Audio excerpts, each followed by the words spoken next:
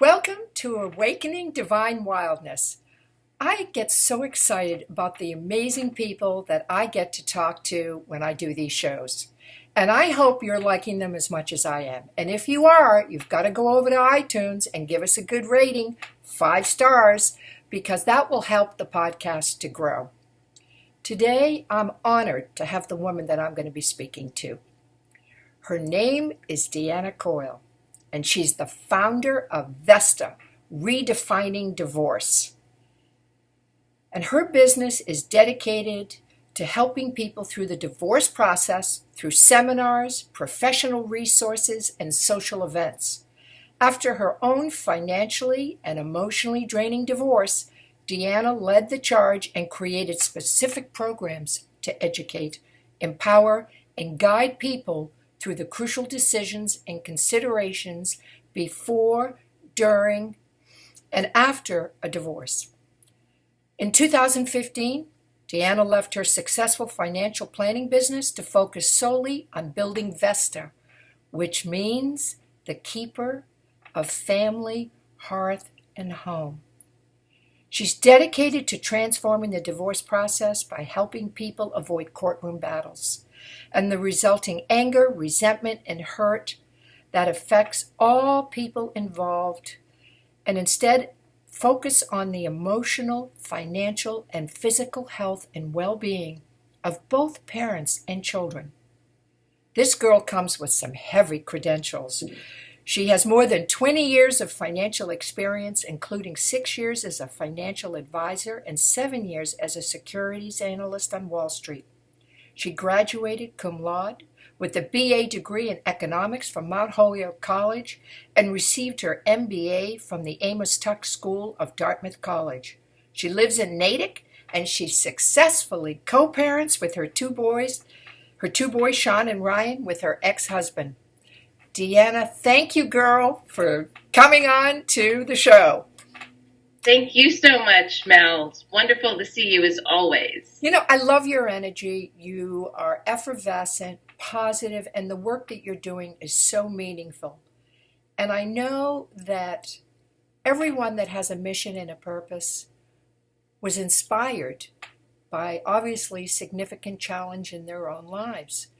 And I know I have gone through a divorce, and I know that you have. I'm just going to read you some notes that I made when I was going through mine. It just shows you where we go emotionally. Divorce is the most mentally overwhelming and emotionally draining process. It's a waste of your valuable time and resources.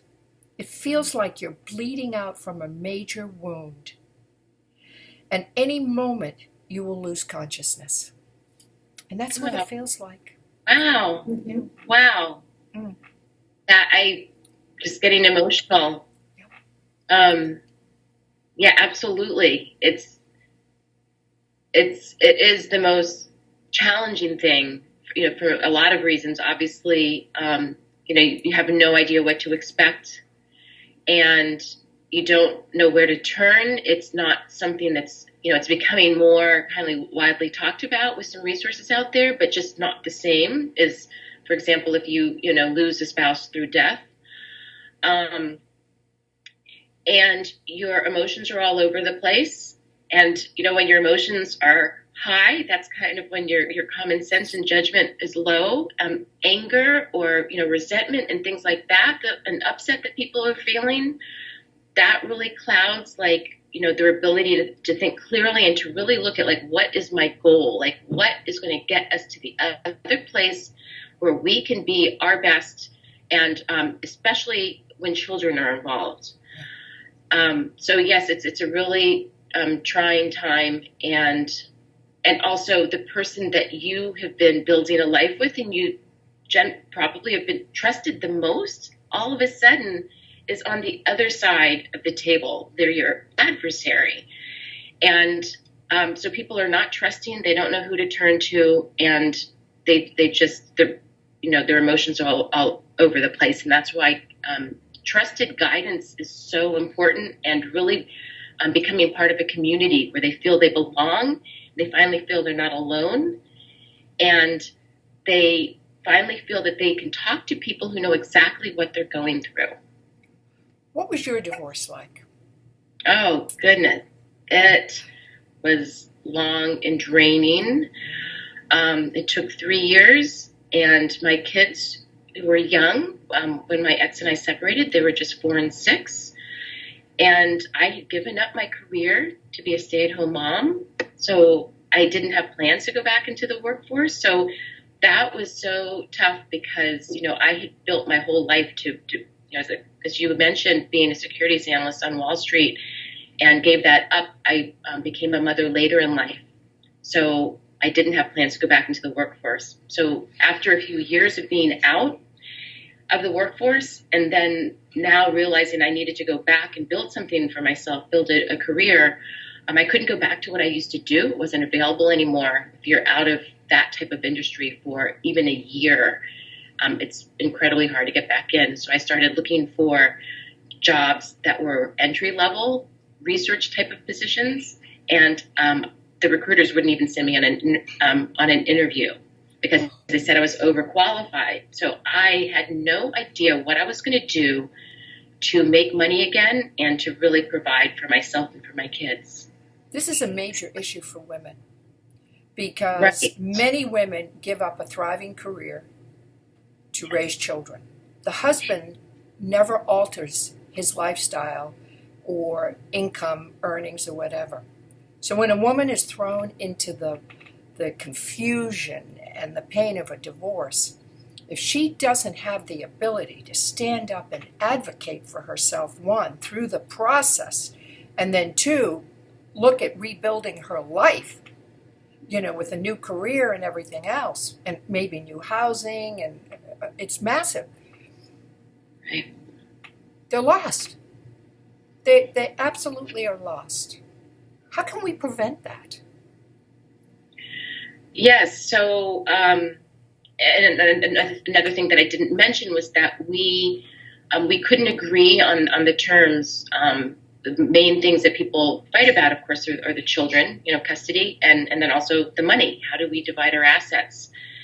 And we spent a lot of money on attorneys, and we sold our house at a time where we didn't get, we lost a lot of value, what we had invested into it and money we put into it. And that didn't have to be that way. So how we can help people is for them to, the events that we have, educational seminars, we have social events, and we have divorce retreats.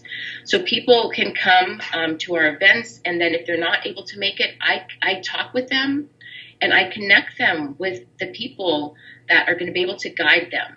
So I think, a mistake that people make often is just marching right into an attorney's office and then just getting started in the process. There's a lot of educating and things they can do to plan and preparing documents. We have amazing financial advisors that will work with people on a complimentary basis, and they can help guide them to let them know, these are the next steps you should do. I would recommend talking with a variety of our trusted attorneys, seeing what their options are, seeing who's the best fit for them and what the best process would be, whether it's something that they, can do on their own, or whether they use a mediator, or whether it's going to be litigation, depending on what their situation is. But there's so many mistakes that people make, and mistakes that I made, that are incredibly costly financially and emotionally, and also the effect on the children. We also have, parenting coaches, and we have people, therapists and life coaches, and people in all different areas who can really help guide someone through the process and guide them through it, intentionally, and we say with confidence. And that's important, because this is a process that absolutely rips the confidence right out of your heart. And Absolutely. You're standing there so fearful because everything you have is on the line. And that's a terrifying place to be. I consider myself a smart woman. I interviewed 3 attorneys to kind of understand the process and what they thought would happen. And after I interviewed those 3 attorneys, they were all pretty much saying the same thing. Then I suggested, let's go to a mediator. And the mediator came out with almost the same information financially as these three attorneys. And my ex-husband said, screw that. I'm not doing that. No way. And so I wanted to do it quickly, quietly, but he was in total disagreement with the mediator. Yeah, and right. So mediation. Next thing you know, it work in certain situations. Yeah, and that's unfortunate because then each party has to hire an attorney. Right. And I was so disappointed in my legal representation. My attorney presented herself very strongly, but when it really came to the legal process, I did not find her that strong, and really felt that I was advocating more for myself throughout the process. But I was determined to wrap it up quickly. I was not going to let this drag on for a year or 2 years. I was not going to be drained financially for something that was so unpleasant and ugly. Right. But are there any tips on maybe how to get through mediation? Yes. So mediation, is only going to work in certain situations, and you have to have both sides agreeable to working something out. And I think if there's like a power, one person is in more of a position of power, or it just depends on the relationship. But I would recommend if someone does use a mediator, that they still have their own counsel on the side. That way they are able to keep down the legal expenses by working with the mediator, but they still have someone who's their advocate, because the mediator helps them come to an agreement, but they don't give legal advice, and they don't, advocate for either side. They're impartial.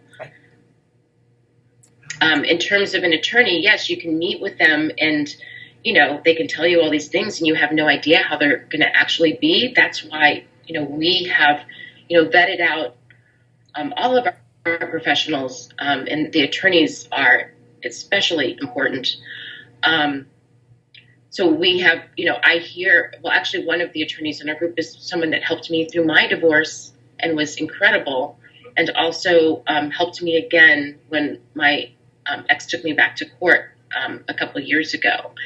And the other attorneys that we have, I know who they are from just getting to know them, and also the experience that people who have used them, people who have come through our group and used them, tell me their experience with them. It has been very positive. Now, the thing that I see that's so sad is women living in a home. The husband moves, he gets very comfortable, and then the wife is forced, like you were, to sell your home and get out. And I mean, they're so overwhelmed with the loss of the marriage and the loss of their expectations and how they thought they were going to live their life. And now they have to move out of a home, move into something that's probably significantly less, and move children out of schools. Is there any strategy there? I mean, I remember my mom years ago, she used to say, a woman should never leave the castle. Never leave the castle. Hang in there, stay there as long as you can, to keep your children from being disrupted, from, changing schools. Is there any way to do that, to negotiate that in this day and age, that, I'll stay in the house, you contribute to the, the carrying costs, what you contribute will come out at the end when we sell it. It will go on your side of the, spreadsheet, and it will come off my side. Is there, there's some smart things that can be done so that women can stay in their homes? Okay, so there are ways to achieve that. What I would recommend is, as I mentioned earlier, like the financial advisors that we have, meet with them. They'll take a look at your financial situation, and you tell them what's important to you, and what do you, you look at your budget and look at the assets that you have, and help figure out ways that they can be divided to achieve what you want. It may not be possible to stay in the home, but there also are ways to then, rent in the same school district so that your children don't have to move. But you can look at a variety of strategies and take that into account into where you want to be years from now, and to map out a strategy for getting there. You know, Deanna, I've heard something else that's very disturbing, that a man's behavior, what he did to ruin the bonds of his marriage, are insignificant in the eyes of the court. Yes, and also obviously it could be, the wife. Right. It could be, both parties.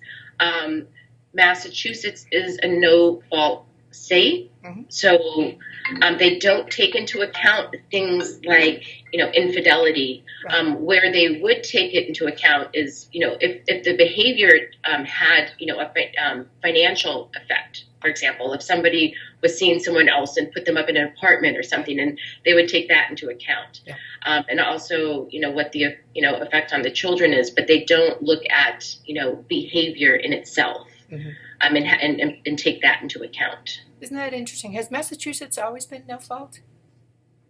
I'm not sure about that. Yeah.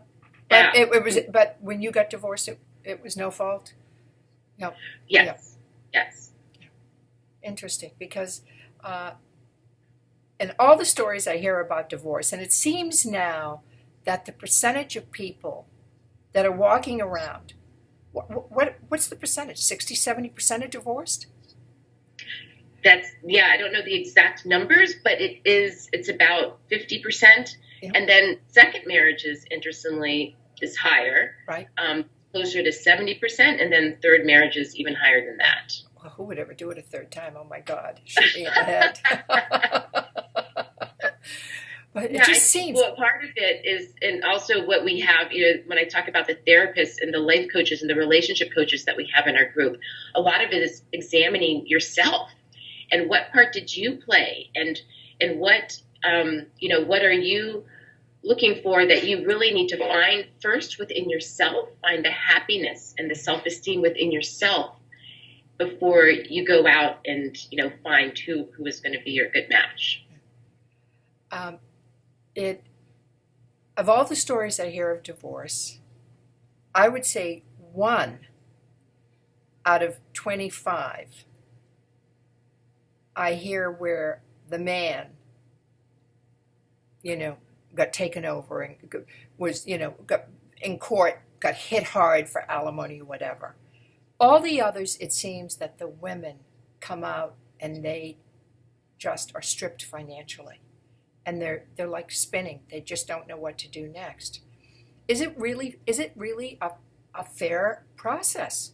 I mean, I wonder, when I hear the horror stories of these women with children and how they're left, I only know one man that really ended up paying a hefty alimony, and maybe his wife didn't really deserve it, and I'm not sure. He had good money, but it just seems that I always hear these horror stories about women getting the short end of the stick. Yeah, well, I see, both sides. I think the main thing is just for each side to really have the support and the guidance to help them make an informed decision. But I have heard, both sides where people have, maybe trusted, their soon to be ex and made decisions without getting, the proper legal counsel or agreeing to things that they don't really understand, the long-term impact. But I do see, it happens on both sides, but it really just comes down to getting the proper representation or the proper people, supporting you and giving you guidance. So if someone suspects that their marriage is unraveling and they're not sure what they should do, what would be the first step that you would recommend? So we have people come to our events, our seminars, and our retreats, and as well as people who aren't able to make it for whatever reason, that I talk with them on the phone, and there's a lot of people who are just haven't even talked to their spouse about it. It's just something they're considering, and they just want to see what their options are, and get more insight into what could be involved. So I think that is very smart to kind of to know how to kind of plan for it, and to, some important things that are, easy to do that people don't really think about is just, finding out, like, making copies of all your financial documents, and for things and accounts that you have online, making sure that the passwords and everything, but to make copies of things, because I've heard stories of, someone who, their ex reporting their financial situation, and they might leave things out of that document, and then they have a copy and say, hey, what about this account? You don't have that in there. Right. Because the paperwork that you do for a court is extensive. It is a lot. Yes. And it's very overwhelming. Absolutely. And if there's two attorneys involved, you may have to do what they call discoveries, where you've got to produce all these documents and copies of everything. Right. And going back 3 years. Yeah. All your credit cards, your bank accounts. It's a lot of information to gather. Yes. And that in itself can just unravel you. Yep. It is so overwhelming. Yes.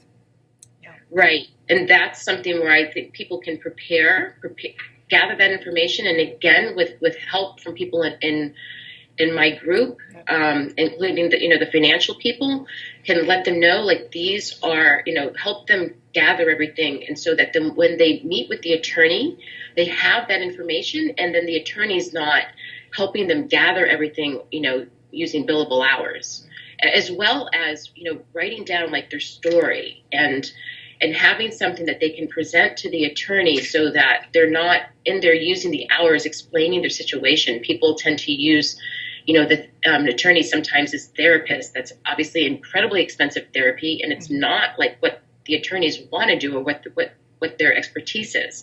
There's a lot of things that people can do to prepare to cut down on attorney fees. Yeah. And because it doesn't take long to rack up a $20,000 bill. Absolutely. It goes by really, it's amazing. Now, what I love about you is that you're now successfully co-parenting with your ex. Yes. Yep. There's peace. You've got a good relationship, pretty, working situation with him, and calm, and right. You've moved past the dispute, and now you've done a lot of work so that you can have a successful relationship and do this co-parenting.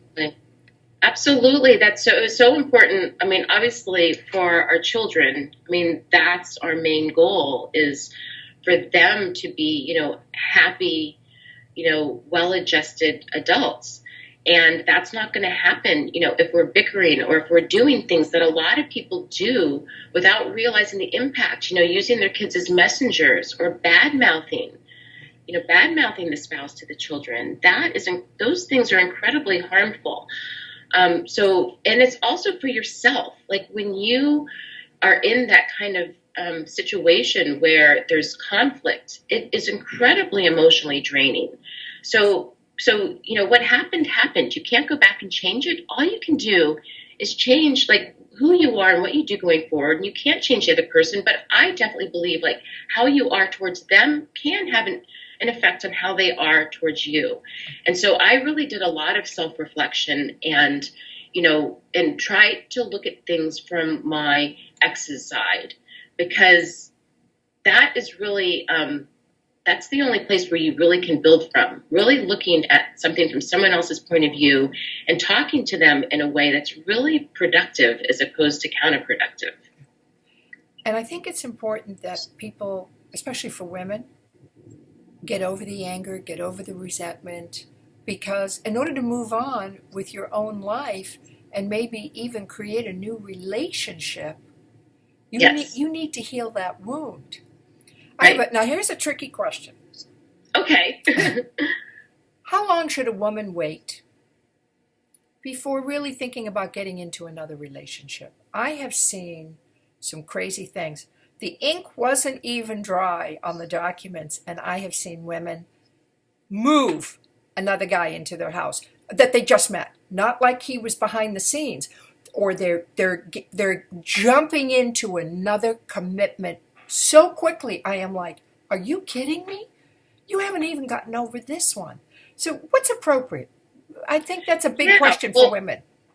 I think it really depends on the situation, but you are so right that, people, if they're looking to heal a hurt and they're doing that by getting into a relationship too soon, that relationship doesn't have much of a chance, and really need time to be on your own, to have some self-reflection and to really work on yourself. What do you need in your life? Like, what is, and as I said earlier, like learning to find, the happiness and the self-esteem and the confidence within yourself, and not looking to find happiness from someone else. So once have done that self-reflection, and so it could be a different amount of time for different people, right? But, I think it would, be very helpful to meet with, a therapist and or a life coach and, or a relationship coach, and really look at like who they are and whether they're really ready to start something. And of course, there's a whole nother issue involved when there's kids, right? In terms of looking at what's best for the kids. Mm-hmm. I just love this organization that you've put together. And thank you. I do too. And the fact that there's everything there. You have attorneys, financial planners, some real estate people, some therapists, some coaches, so that someone can go that's just putting the foot on the bridge of breaking up their marriage, and they can get answers and comfort and guidance to do the right steps and not get into some major legal conflict that drains them financially, that drains their children. I just think it's beautiful work. I was so impressed when I met you and heard about this. So I want you to tell our listeners how they can get a hold of you, your website address, your domain name, how they can reach out if there's a contact, on the website, a form that they need to fill out, anything like that. Let us know. Shoot, give us all the goods. Yes, absolutely. So people are welcome to reach out to me directly. My cell number is 508-333-3191. And we also have an email set up, and it is team, TEAM, at vestadivorce.com. So that's VESTA divorce.com. They can also go onto our website, and our website is vestadivorce.com. And there'd be a form there that they could fill out to get on our mailing list, and they can get all the information. And there's links to events that we have and to all of our resources and a host of other things. And we're going to, and we have, weekly blogs that we have on there with really useful information. And then if they sign up for the newsletter, that comes out probably once every 2 weeks or so, and it'll have helpful information about our events. Wonderful. I wish I had met you about 2 years ago. I could have absolutely used Vesta and gone to the functions. I definitely could have used the guidance. But it's wonderful. You're doing great work, and it's something that is so, so needed. So thank you. And I'm so happy to have met you when we did. So wonderful. Thank you, Deanna. You have a beautiful day. Thank you so much, Mel. It's been wonderful talking with you. Great. Bye. Okay.